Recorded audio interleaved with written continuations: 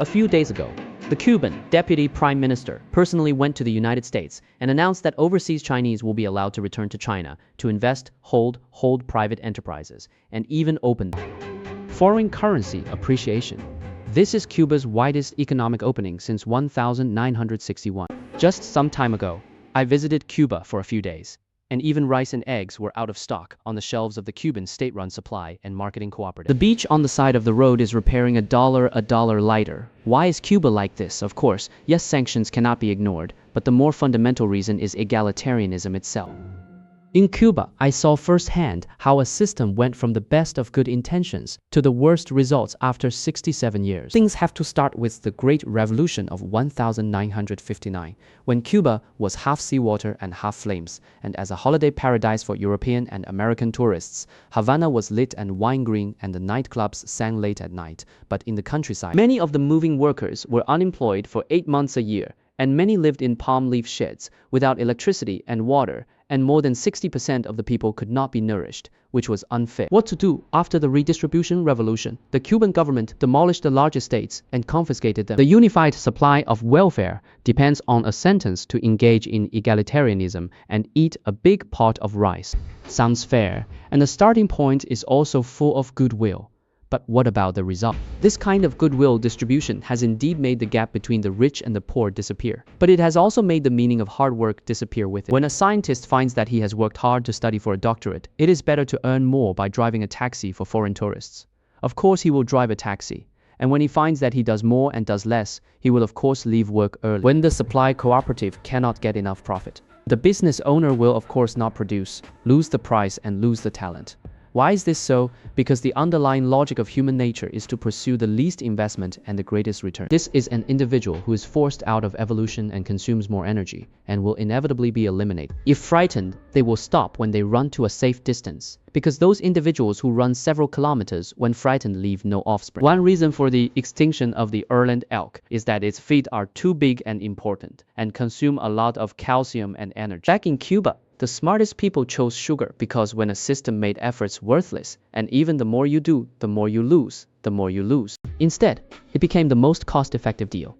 And this kind of rational laziness crushed the economic engine of the entire country, inch by inch like rust. The result is that an adult is busy with a month's salary only enough to buy 4 eggs. How can a salary of $30 a month survive in a country with skyrocketing prices? My guide smiled bitterly and told me an extremely absurd truth about survival. Everyone has a great income, saying that the ugly thing is that the stealing station administrator throttles the grain and cigar factory workers can sell it for $20 by stuffing 5 sticks into their pockets, and the bus driver can pay for several months' salary by walking half a tank of fuel. They are not bad people. They just want to live. And the Cuban government actually knows all this, but can only acquiesce. Egalitarianism was originally intended to eliminate what is not for nothing. But what it has created is precisely the systematic national gain for nothing. In this quagmire of fairness, everyone is soberly watching life rot. Faced with the current situation in Cuba, I am surprised that Cuba has entered the abyss in 66 years, while China has chosen a different path, reform and development, and pay attention to efficiency in the first distribution. Let the people who work more have to make the cake bigger first, and then the cake will be bigger before there is everything behind. At this point, some people will definitely say, is this good for China? In the past few decades, our economy has taken off, but now I am very tired every day. I don't know what I'm busy with.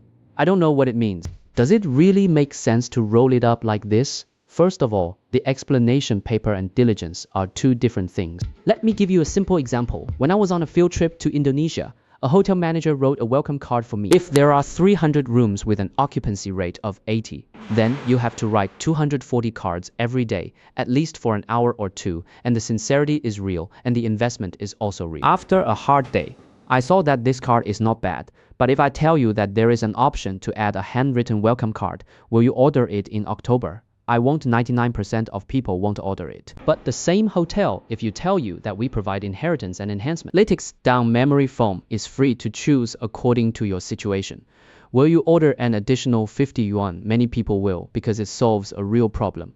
Can you sleep well tonight? This is the difference between volume and diligence, not by how much you pay, but by whether anyone is willing to pay for it. It shows that real value has been created. But many people can't tell the difference, or don't want to tell the difference. They treat the role as a box and put everything in it. Work is tiring, competition is fierce, colleagues work harder than you and put them all in. It is a dangerous act to become a convenient and ready-made target of accusation. Because he makes people feel that hard work has original sin, lying down to wake up. Many people say, then I am not diligent, I am not decided, I just want to stay comfortably. Can't it?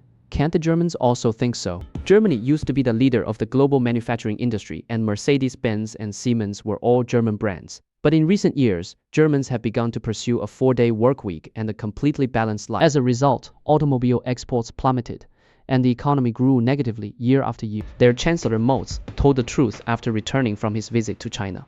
Working 4 days a week cannot sustain Germany's prosperity. This is the harsh truth. There is no heaven and earth in nature. Species will deteriorate, and the day people stop competing is the beginning of the loss of creativity and poverty. If Cuba tells us what the end of egalitarianism is, then Germany will tell us what is the end of stopping competition. Without competition, there will be no efficiency. The cake will become smaller and smaller, and no matter how fair the distribution is, it will only be empty. Hayek said that the road to hell was saved with good intentions, and Cuba is the truest protagonist of this sentence.